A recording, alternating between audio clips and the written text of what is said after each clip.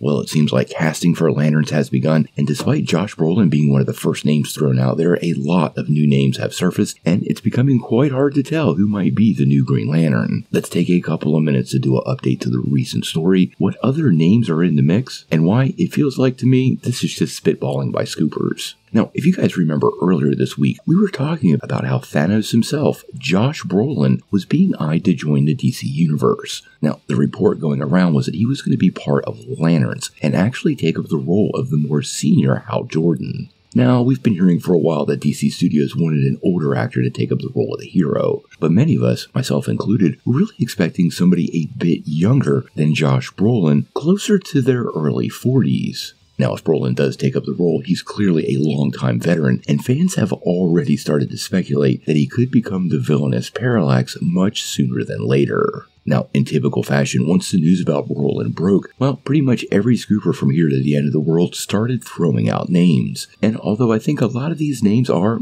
great picks, I'm totally unsure of who's actually in the running, but I thought we could break some of them down. Now, this list of names includes some pretty big A-list stars. Following Josh Brolin, we heard yesterday evening that Ewan McGregor and the one and only Matthew McConaughey were in contention for the role. Then we got some additional updates from Nexus Point News, which said that Timothy Olyphant, who I think would be a great Hal Jordan, as well as Chris Pine, were also on the shortlist for James Gunn. Now, additional reports have come in since then saying that despite what many people would think, that besides Brolin, Pine is the number 2 in contention. And I find that interesting because he's definitely the youngest of the crowd. Brolin is 56, with McGregor coming in at 53, Olyphant at 56, and McConaughey at 54. So Chris Pine at 44 years old, well, quite honestly, he's really in the perfect range to play the character, and has been a fan pick from the early days of the DCEU. Now, although I like Josh Brolin in the role of Hal, I'm going to be honest with you guys, there have been a lot of unhappy fans on social media, and they really don't like the idea of him being in his 50s. Many people see this as closing the door on him joining the Justice League,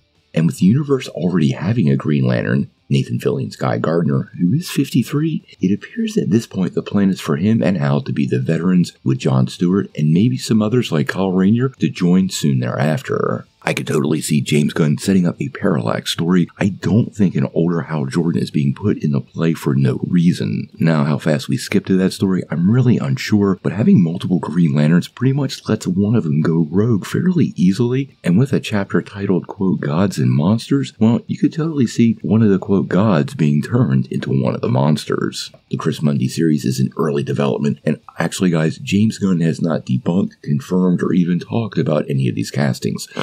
So we want to take them all with a grain of salt, and we don't want to jump the gun. I think all of these actors would probably be pretty great in the role. They're all what I would call A-list, and can definitely bring the character to life, but I think what we really want to look to is what James Gunn's longer vision is, and where some of these actors could fit into the plan. How this all works out, well, we're going to have to wait and see.